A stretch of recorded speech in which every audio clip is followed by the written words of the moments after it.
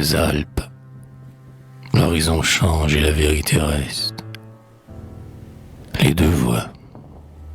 Le poète. Prologue.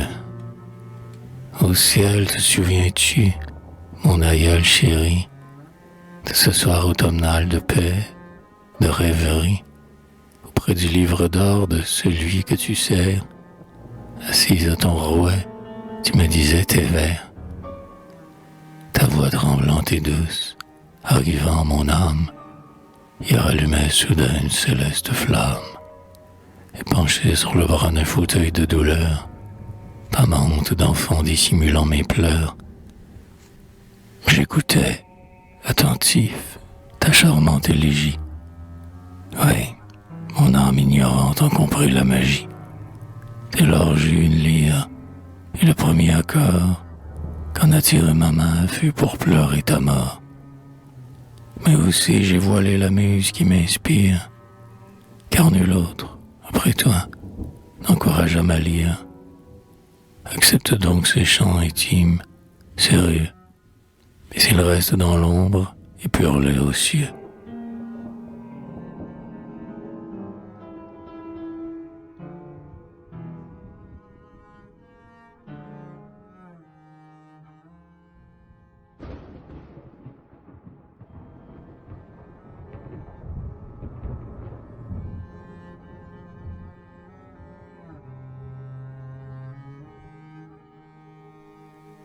Un voyageur, où va le soucieux poète, les yeux éteints, le front pensif.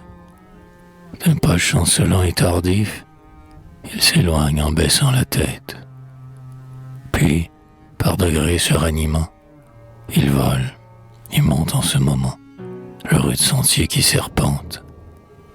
Parmi la mousse et les débris, dans les prés mouillés et fleuris, qu'ombragent les bois sur la pente.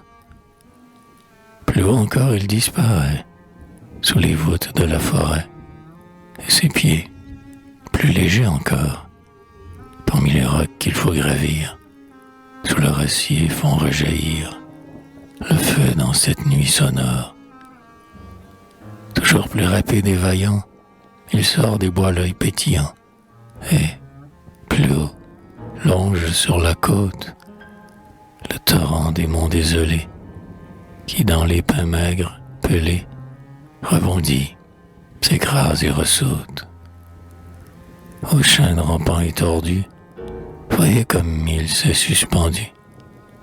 Et voici les rochers sublimes, labyrinthes par degrés, les sentiers moussus, colorés, se divident sur les abîmes.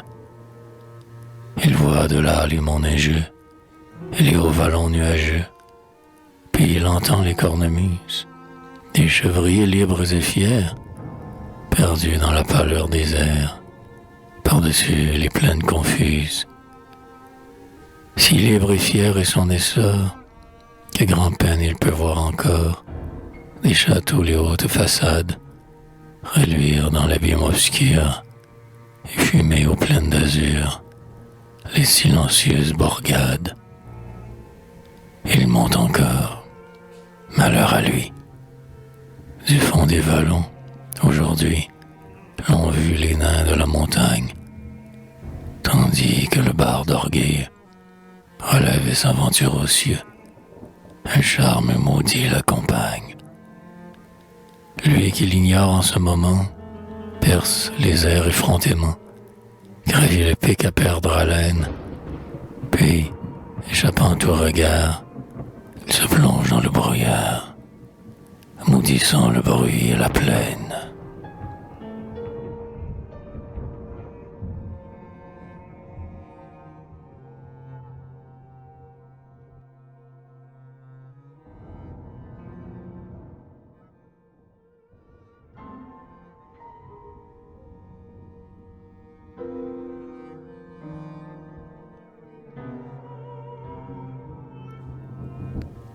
Le complot.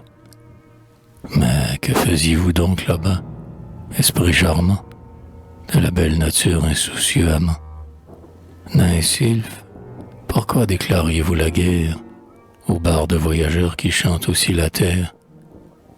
C'est votre frère, ami. Il adore à genoux le Dieu de la nature et l'aime autant que vous.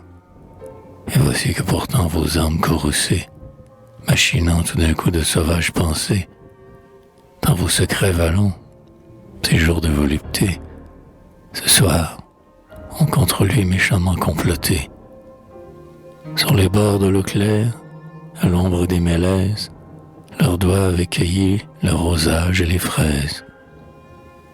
Et, cadençant leur vol aux divines chansons, dans leur danse indécise, ils rasaient les gazons. Sur la brise réglant leur suave harmonie, ils chantaient du bleu ciel la douceur infinie. Et sous leurs pas légers, le gazon incliné remplissait de senteurs la val abandonnée.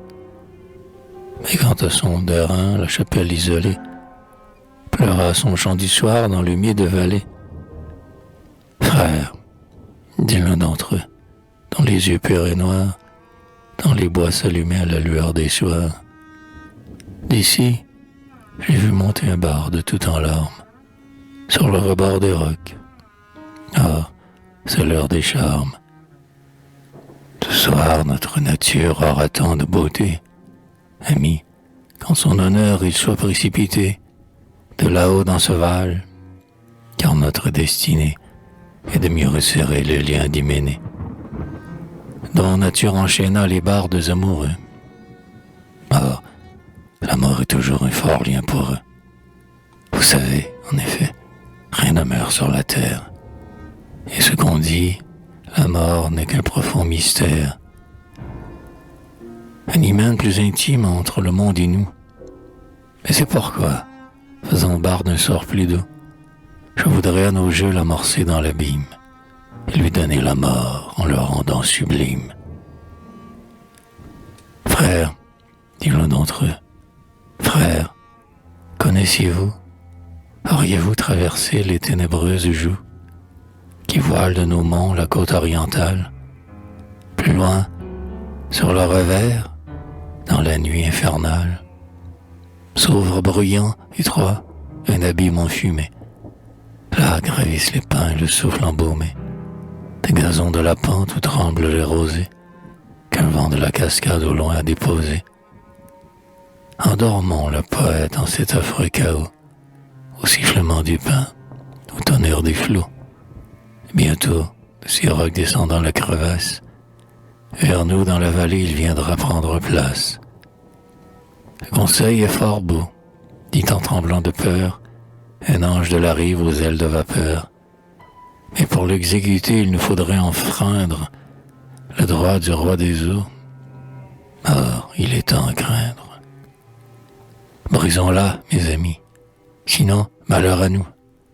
Eh mais, dit son voisin, de vous contenter tous, il n'est point malaisé. L'ardente poésie, dont l'âme du jeune homme est sur nos monts saisie, n'est qu'un poison d'amour qui nous secondera. Laissez-moi le poursuivre, et bientôt il viendra, danser au vent du soir dans la ronde éternelle. Quoi?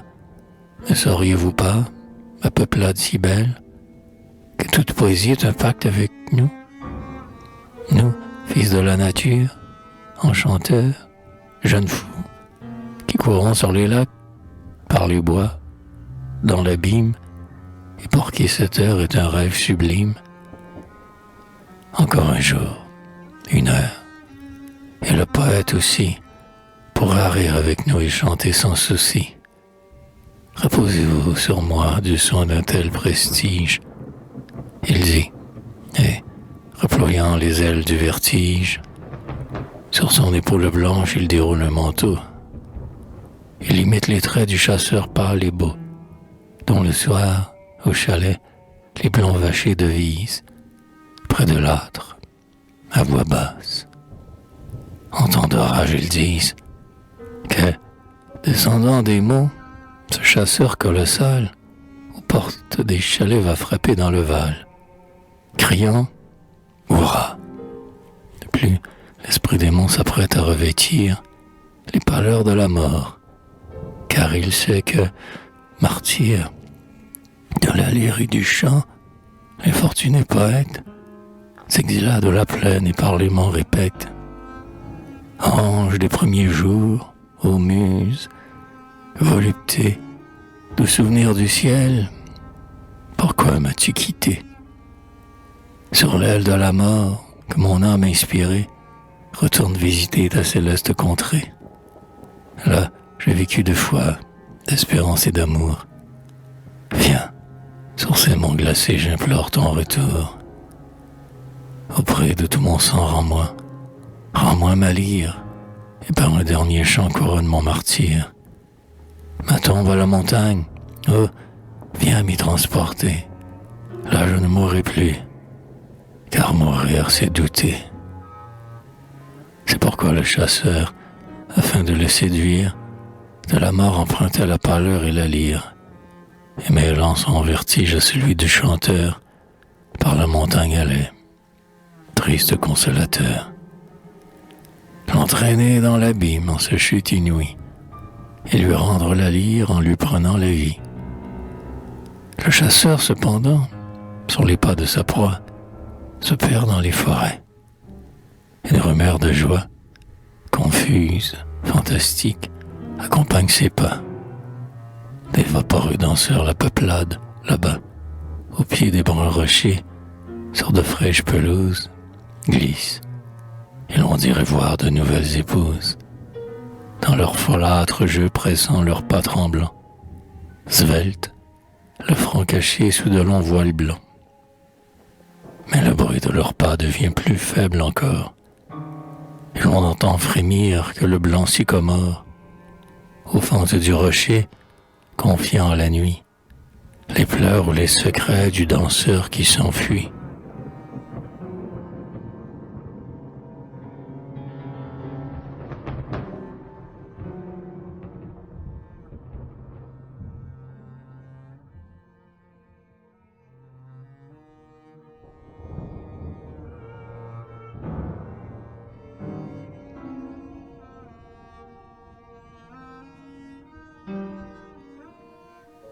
La plainte du voyageur.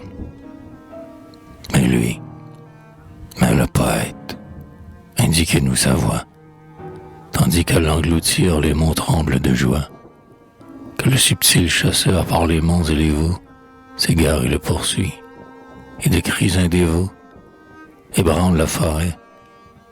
Où donc est le poète? Venez, je trouverai sa sauvage retraite. Mais qu'entends-je? Et quels cris ont frappé le vallon? La neige qui se lève en épais tourbillon d'une sombre musique emporte les bouffées, et déjà du chasseur les clameurs étouffées. Près des cieux repris un accent clair et fort, sinistre avant-coureur de tempête et de mort. Il fait froid dans mon âme. Adieu. Mais non. Silence. De l'Alpe embrunie, un autre chant s'élance. C'est lui. C'est le poète. Au sein des noirs débris, dans les vallons de l'air, la nuit l'avait surpris. Ralentissant l'ardeur de sa course rapide, il tourne vers les cieux une paupière humide et tente, pour distraire un instant sa douleur, ce chant mélancolique échappé de son cœur. Viens, le lac nébuleux dans les neiges frissonne. Sur les âpres granites dont cette eau s'environne, l'aigle pesant s'élève et circule sans bruit. Les rois des blancs sommets brillent dans la tempête, et l'orage lugubre a couronné leur tête, du diadème de la nuit. Viens, la nature aussi m'a compris dans cette heure. Elle a pleuré l'amour et le Dieu que je pleure. Notre rêve à tous deux monte en éternité. Même regret des cieux, même cri d'espérance, la pensée et l'écho de sa longue souffrance, le deuil profond de sa beauté. Dans ces franges de glace où se couche l'étoile, sur les aiguilles d'or que l'Occident dévoile, bel ange inspirateur descend du fond des airs. Par ces mornes glaciers dont la mer entourmente, sur les champs de la mort se déroule l'écumante, franchit ces montueux déserts. Ah, viens, nous serons seuls. Toi seul auras mes larmes, celles qu'on ne voit pas ont pour moi tant de charme. Je te les consacrerai pour épurer mes yeux. Toi seul, premier ami, consolateur de l'âme, tu verras au désert ce qu'il restait de flamme dans mon cœur fier et soucieux. Oui, du jour où ta main n'éveilla plus ma lyre, j'ai eu de profonds secrets, des pleurs à te dire. Gardien du berceau, des naïfs amours, dans mes rêves du soir souvent ma voix t'implore. Et, tourné vers les cieux, je crois t'ouïr encore, comme un écho de mes beaux jours. Les hommes n'ont jamais accueilli d'un sourire les accords méconnus de mon intime lyre. Depuis ton jour d'adieu, tout mon rêve est passé. Comme un pavillon noir, ils ont sur ma ruine arboré le manteau de ma muse enfantine, et l'avenir s'est effacé, effacé pour toujours. Les pensées d'espérance ferment leurs ailes d'or au vent de la souffrance. La mort seule m'apporte en son vol soucieux son arc-en-ciel de pleurs et sa lyre de flammes, dont la plainte sublime éveille au fond de l'âme tant de désirs harmonieux. Effacés pour toujours. Déjà, dans ma paupière, goutte à goutte ont tari les pleurs de la prière que les cieux recueillaient dans leur coupe d'amour. Plus d'aspiration d'une céleste vie, plus de lyre ou de voix, pour que du moins j'oublie l'exil en chantant le retour.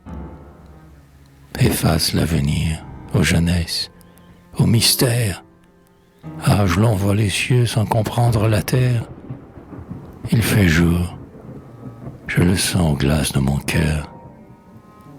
Mais à l'heure où la mort n'a qu'un songe funeste, on n'a pas remonté à la source céleste que les ailes de la douleur. Tes deux voluptés, il faut fuir la mémoire. Adieu, matin d'enfance. Adieu, rêve de gloire. Dans ma chère patrie, on ne sert pas mes dieux.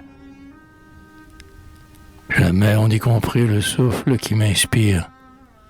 Je n'y sais que de l'eau. Dans la plaine, on expire, où l'on se cache dans les cieux. Aussi t'ai-je perdu, ô foi naïve et sainte. La lampe au sanctuaire aujourd'hui s'est éteinte. Rien n'est mûr dans cette âme où tout a pu fleurir. Les ombres de la terre ont voilé mon génie, et je n'ai rien gardé de sa pure harmonie, sinon qu'il est doux de mourir. Qui ne sait pas aimer sous sa lyre succombe. Ange des premiers jours, viens, je veux dans ma tombe du Dieu que j'ai pleuré, déposer le long deuil.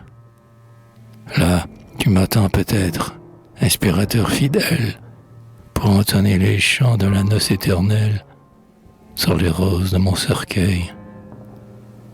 Peut-être qu'attendant ces fleurs d'un autre monde, tu dors enseveli dans cette nuit profonde où mon étoile encore s'égare pour un temps.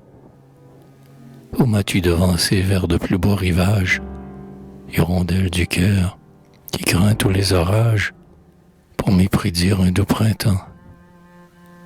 Je ne sais. Au désert, je te poursuis encore. L'instinct de la beauté, dont le barde sonore sur les Alpes m'a dit qu'on trouvait le bonheur. J'ignore le destin que la lyre y prépare, mais j'ai maudit la plaine, et là-haut je m'égare. Poète, éternel voyageur. Il dit, sur le vallon, la lune tendre et pâle a blanchi tout d'un coup la zone orientale, argentant les sommets neigeux et décharnés que le ciel de brouillard au loin a couronné. Sur le colâtre et froid, sa face encore voilée, errait comme une esquive dans la neige perlée. Puis, s'inclinant au fond du précipice obscur, il sciait sur un lac, dans des ombres d'azur. Pareil soleil au cœur voilé qui blanchissent les dalles. Prosternés sur le soir au fond des cathédrales, les pics se prolongeaient pâles, mystérieux, sous le profond cristal du lac silencieux. Inondés par les pleurs des cascades plaintives, là s'entassaient les rocs, dressés le long des rives.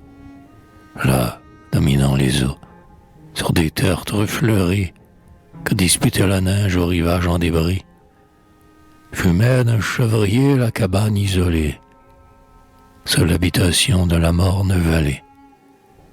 Mais sur les flancs du Val, au pied des monts neigeux, de loin en loin groupés sous un ciel orageux, les alisiers, les pins qui peuplaient ces décombres, sous les pas du chasseur résonnaient dans les ombres, murmures qui roulaient et montaient tour à tour, d'un plus secret orage annonçant le retour. Soudain, dans l'épaisseur des lointaines ténèbres, le chasseur répéta ses hurlements funèbres. Mais, gravissant du lac le sauvage récif, le barde dans la hutte entra d'un pas tardif.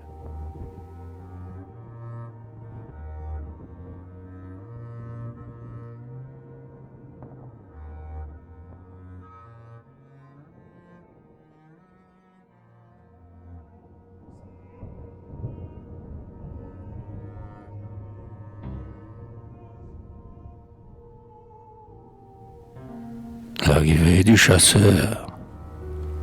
Là, le blond chevrier, sous son chalet de pierre, du foyer, en sifflant, détournant la chaudière, aux lueurs du malaise, odorant et fumeux, promenait ses regards dans le lait écumeux, que d'un œil satisfait longtemps il considère, s'applaudissant tout haut de sa voix solitaire.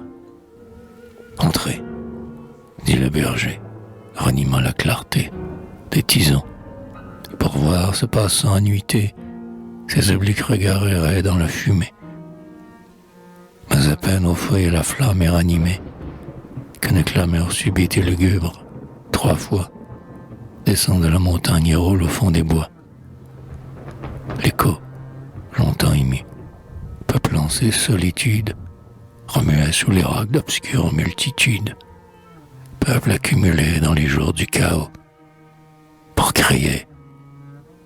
Le désert lui-même est sans repos. Le pâtre, cependant, sous son chalet de pierre, tendit aux voyageurs sa main hospitalière. Déjà du gai foyer le rayon clair et pur de la hutte mousseuse argentait le vieux mur. Vers la cendre bleuâtre accroupie en silence, ils attisent le feu que l'orage y balance. Parmi l'épais brouillard qu'un vent bruyant et froid refoule à chaque instant sous les lambeaux du toit. Son hôte épiant la muette colère, « Où vas-tu » dit le pâtre, et sa longue paupière voilait le clair azur de son œil curieux. L'autre lui répondit, sans relever les yeux, « Mon âme est endormie. Elle aspire en voyage à retremper sa foi dans l'éternel orage. » Et sa main désignait les fêtes crénelées, des châteaux du désert au ciel accumulés. Frère, crois-moi, là où jamais l'âme ne doute, et dans sa noble extase, aux Alpes, elle écoute. Se rencontrant au loin par le vague désert, les promesses des cieux, les cris des déserts. Mais la mort, dit le pâtre. La mort, qu'elle vienne. J'aime sa voix sublime et sa lyrique chrétienne. Vienne l'esprit d'orage, ami, je veux demain monter à sa rencontre et croiser son chemin. Ton audace est folie et tes vœux sont blasphèmes, dit l'autre, et ses 2 mains voilaient sa face blême. Sais-tu qu'en temps d'orage il descend de ses monts, un chasseur colossal, digne ami des démons? Tu mens, dit le poète, puisqu'il faut le dire, s'il vient un ange ici, c'est l'ange de Malire. Ouais, Malire, en c'est lui où s'égarent mes pas, lui demande la foi, des champs ou le trépas. Mais à peine a-t-il dit qu'une épaule pesante ébranla par 3 fois la porte palpitante. « Ouah !» dit le chasseur, « c'est l'orage. Ta voix, des rivages du lac est montée en mes bois. Ta plainte a des échos dans mon cœur solitaire. Ouvre, de ta douleur j'ai compris le mystère. Sur mon âme, c'est lui, dit le pâtre à genoux. Qu'il vienne cependant, je ne crains pas ses coups, car je sais à qui croire au fort de la tempête. Alors, auprès du foyer penchant sa blonde tête, et présentant sa Bible à la pâleur du jour, dans la page divine il lut avec amour. Le rire du chasseur accueillit sa lecture, comme pour étouffer la voix de l'écriture, sa voix de l'avalanche ou le mugissement. On eût dit dans l'abîme un vaste éboulement, les chariots d'errants et d'une armée en défaite, roulant par les vallons dans un vent de tempête. Mais, ô surprise, il entre, il s'assied au foyer. D'un souvenir du ciel, son front paraît briller. Rien n'altère détresse cette chaste harmonie. Primitif hyménée ou l'âme au corps uni. L'un et l'autre toujours s'empruntant leur clarté, sous le double reflet d'une même beauté. Quelle pâleur! Pourtant, la mort qui s'y révèle n'a pas encore éteint sous sa froide prunelle l'amour de ses yeux bleus par un songe voilé. Ses cheveux sur sa nuque en anneaux sont roulés, tandis que sa main gauche, appuyée à sa hanche, dissimule du sang sur sa tunique blanche. Ses doigts sur son épaule ont aussi déroulé un ténébreux manteau par la neige étoilée, symbole des frimas et de la nuit austère, dont s'enveloppe aussi à la cime de la terre. Mais près d'un clair foyer, ce manteau long et noir imitait les lueurs des montagnes du soir, lorsque l'Alpe, en dormant son riant Élysée, couvre sa tête en fleurs d'un voile de rosée.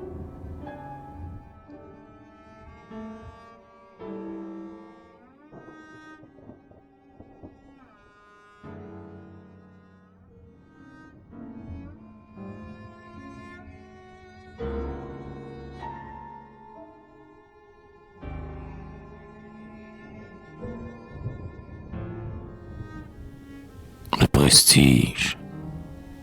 Des plis de ce manteau, débarrassant son bras. Barde, dit le chasseur, ne me connais-tu pas? Je fus le gardien de ton adolescence et l'ange inspirateur dont tu pleures l'absence. Dans des songes d'amour souvent je te berçais, quand, de mon aile d'or doucement caressé, aventurier du ciel, endormi dans ta couche, tu recueillais d'en haut mes baisers sur ta bouche. Ignorant d'où soufflait ce vent harmonieux, souvent tu t'éveillas et tu pleuras, messieurs. C'est moi qui, le soir, parlant à ton oreille, profanant encore ton âme qui sommeille, et t'épanouissant d'un amour infini, au cœur des immortels souvent t'es réunis. C'est moi qui confie en ton âme amoureuse tes intimes pensées qu'en pleurant elle creuse.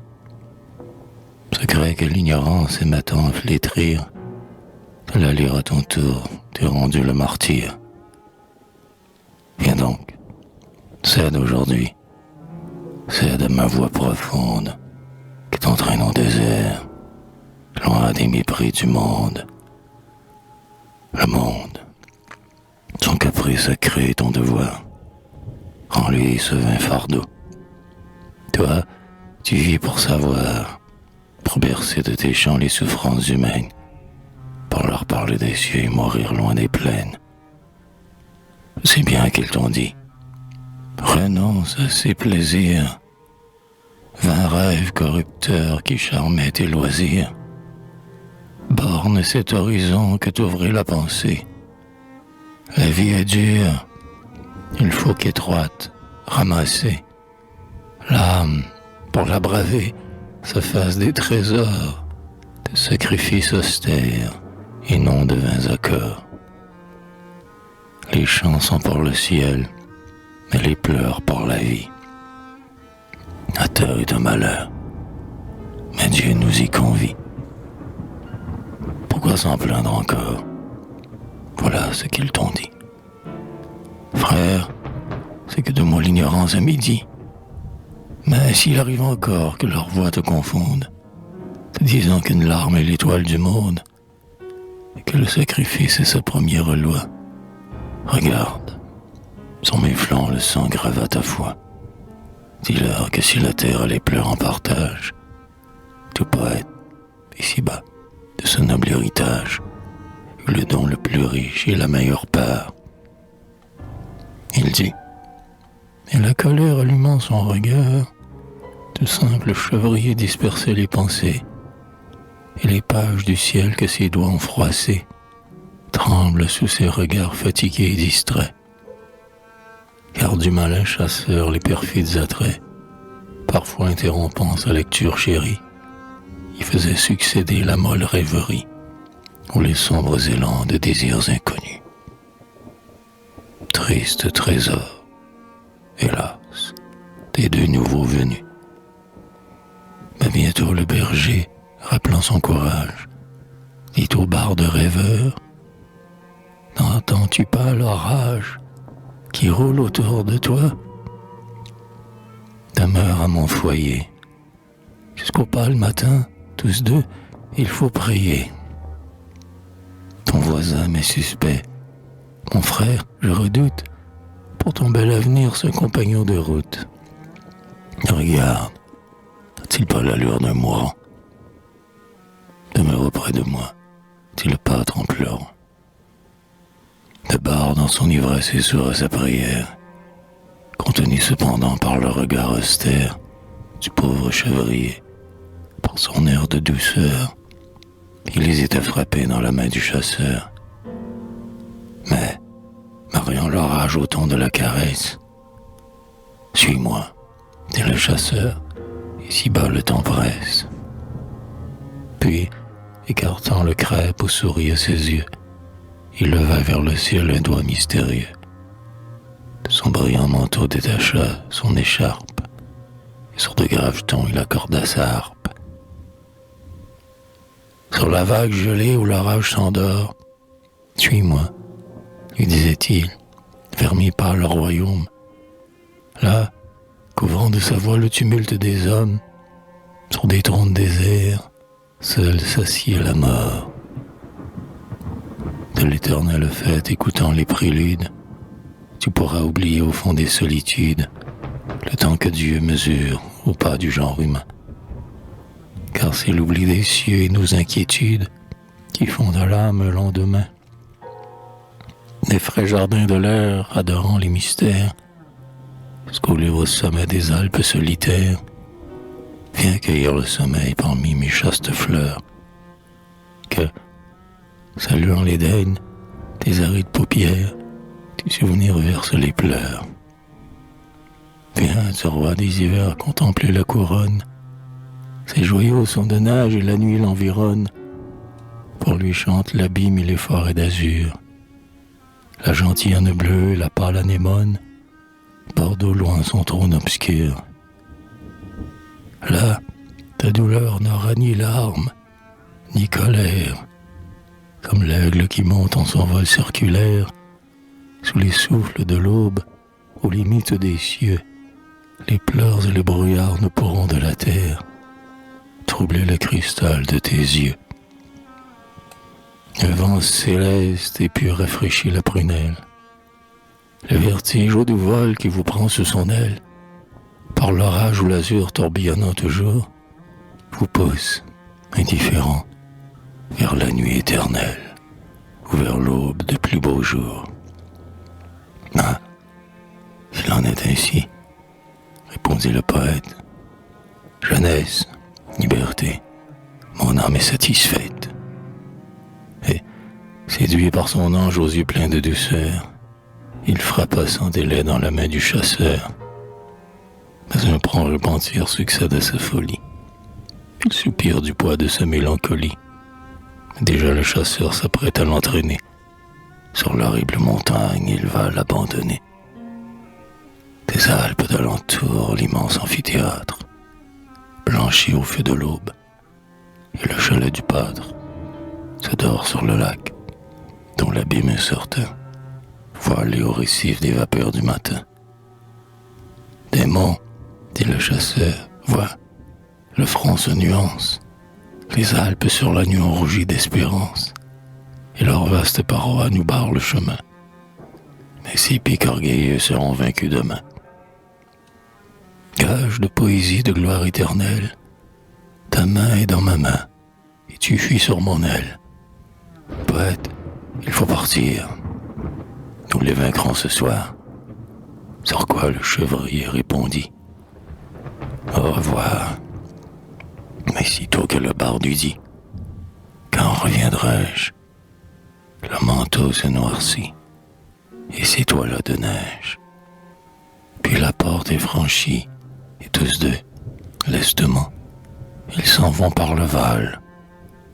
Point de bruit, seulement un chevrier là-bas, qui finit sa prière, siffle, et penchant du lait dans sa noire chaudière.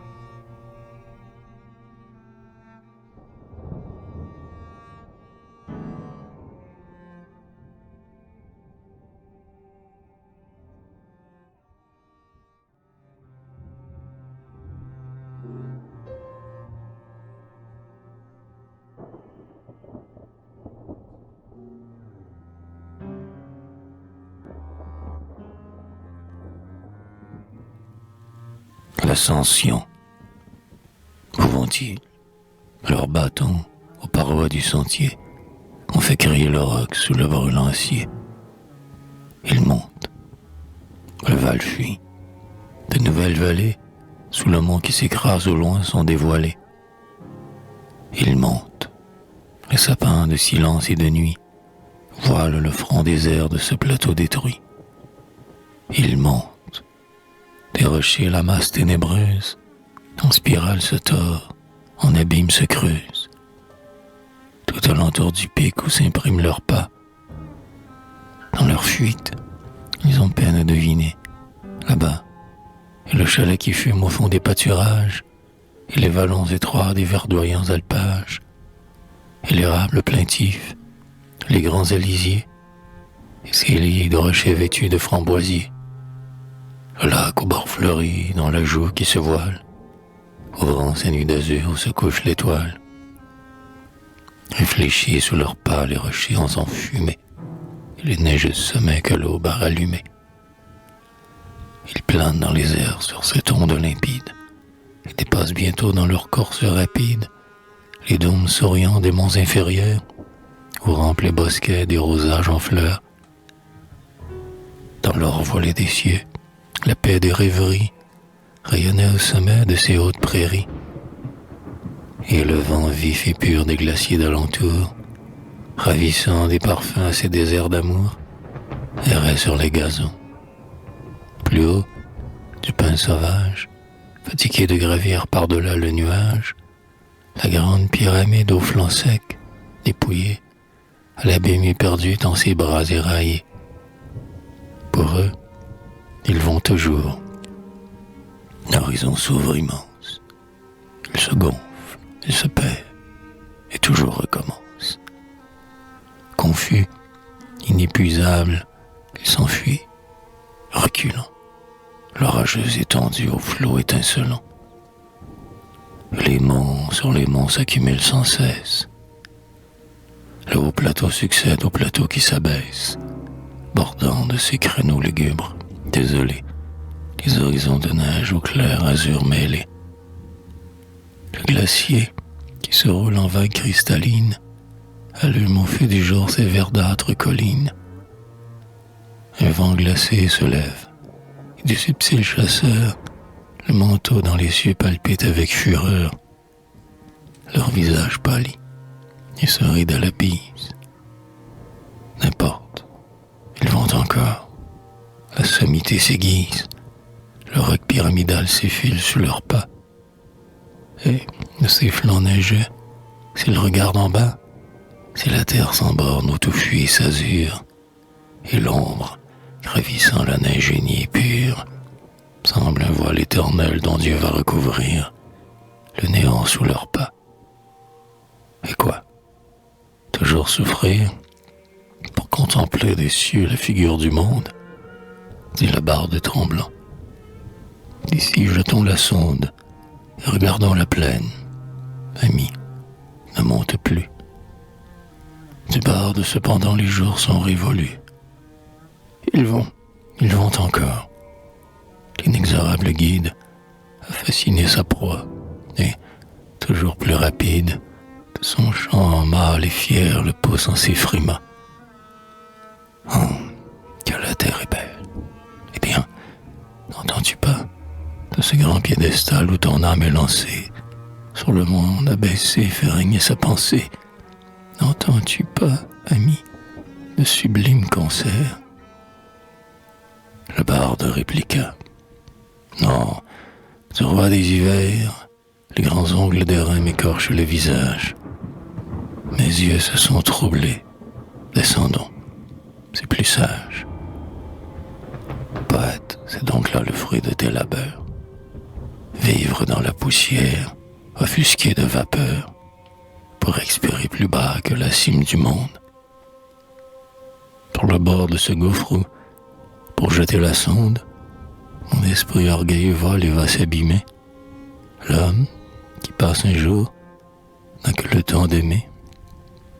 De quel droit, près des cieux, porterai-je ma cendre? Vers la plaine et le bruit, laissez-moi redescendre. Mon cœur se glace à voir la terre de si haut. Oui, mais sa face est blanche et n'a plus de défaut, dit l'esprit. Et le rend dans sa grâce funeste, des yeux où se peigne un souvenir céleste. Courage, le seul manque est nous touchant aux cieux. Ranimé par son chant, le poète orgueilleux s'élève avec effort sur la neige épaissie. Mais le soleil penché sur la plaine éclaircie, comme une roue ardente au bras illimité, ses obliques feux d'or l'immensité. L'ombre se précipite, un chant des bois s'élève, cantique de soupir, musique d'un beau rêve, dont le ciel a bercé nos sommeils d'autrefois. On dirait dans la plaine ouïr les mille voix des archanges tombés, pleurant dans la poussière, qui, dans leur long regret, leur vaste prière, ensemble vers le ciel pousse un cri d'espoir. Vois, reprit le chasseur, Dieu t'accorde un beau soir. Rends grâce à mon amour, grâce à ma poésie, grâce au sublime élan dont ton âme est saisie. Sans mes ailes, poète, et qui donc eût plané sur ce monde à tes pieds aujourd'hui prosternés? Mais ils ont disparu. La neige fine et dure tourbillonne autour d'eux, dévore leurs figures, et le souffle âpre et noir qui siffle et les poursuit les porte vers la cime et l'éternelle nuit. Et voici la limite, et l'Alpe étincelante expire en rayonnant dans l'ombre mugissante. Au bord toujours plus froid d'un ciel toujours plus pur, les Alpes entassées en groupes fantastiques, les informes donjons et les dômes antiques de leur pâle cité qu'ensevelit l'azur. Dormant au fond des nuits, ces blanches Babylones, dans les champs éthérés découpent leurs remparts, et leurs portiques d'or, perdus dans les brouillards, sans bruit fume au loin sur ces tremblantes zones. Ce pic isolé tout vêtu de frimas se déroule sans fin de longs tapis de neige, étincelant parquet où le pied qui s'allège se meut sans avancer, crie ne s'entend pas. Dans les ombreux vallons de la neige éternelle se plonge le chamois libre et silencieux. Voyez, rien dans la glace et le souffle des cieux n'a troublé le velours de sa robe Isabelle. Il s'éclipse, et bientôt sur ce pic écarté, pour goûter seul encore le bonheur de son être, dans les roses du soir, il s'en va reparaître, aspirant loin du monde un vent de liberté. Cependant le chasseur, las d'un jeu qui l'accable, sans plus dissimuler son rôle inconcevable, du vertige entr'ouvrit les ailes de cristal, puis, étendant la main dans un geste royal, il désignait au bord d'une étroite vallée, au pied des monts fleuris, de noirs chalets peuplés. « Du voyage, dit-il, tu me sembles lassé, et d'être ici, je crois, tu te fusses passé. Bien qu'un chanteur là-bas ne soit guère à son aise, viens donc dans mes vallons cueillir aussi la fraise, tendre une main de frère à mes sylphes légers, sur la verte pelouse au milieu des rochers.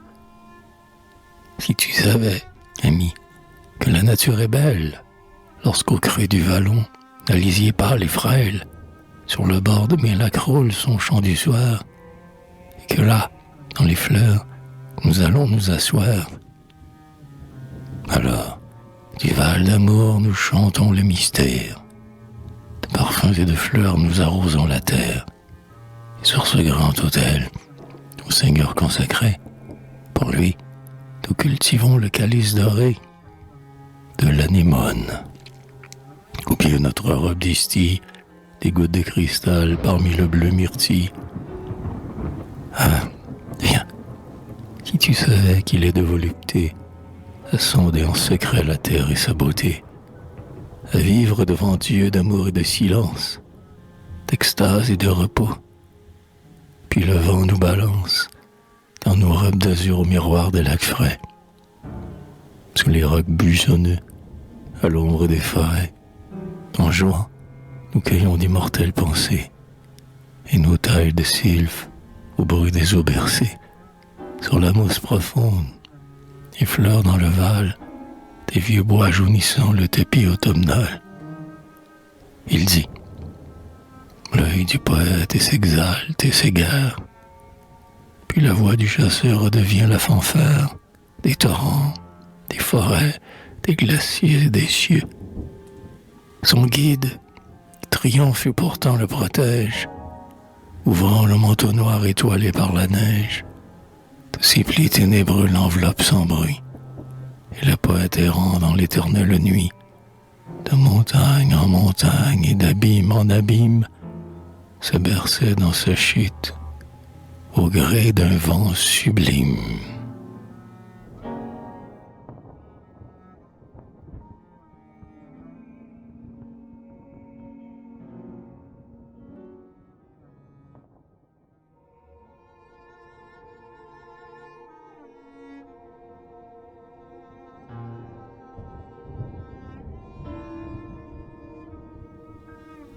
Le repos du poète. Il tombe, il rebondit, il tombe encore, et de son œil sanglant jaillit l'étoile d'or. Abîme ou chantier, vous résonniez de joie.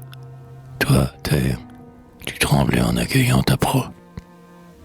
Et les rocs de la pente, entr'ouverts ou rompus, cascade écrasée entre les pins barbus, les vents de l'abîme et les flots du feuillage applaudissaient au loin à son sanglant passage.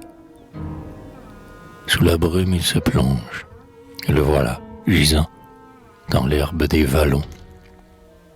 Vous voyez, ce gazon levant qui la parfume, soulève enfin son âme au trait aérien, et la berce amoureuse en la nuit des sapins. Les voici, nature, du silence, des sylphes du vallon la ronde recommence, réveillant leur poète avec un léger bruit, ils mêlent ce doux chant à la paix de la nuit.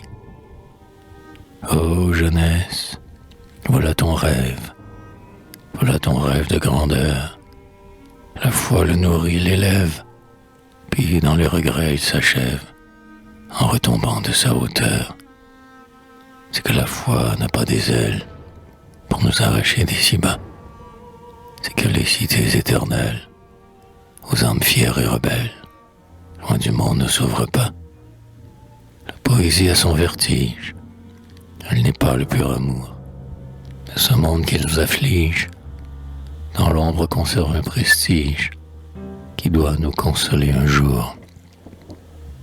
Sur notre terre d'espérance, tout est grand, excepté l'orgueil. Dans les jours de la souffrance, vivons d'amour et de silence. Ne publions pas notre deuil.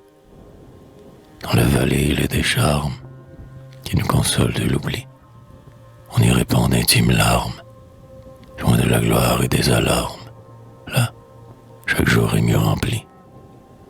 Là, nous dansons sous le feuillage, dans les nuits calmes de l'été. Et quand survient le vent d'orage, sous les pins, sur le roc sauvage, chacun de nous est abrité.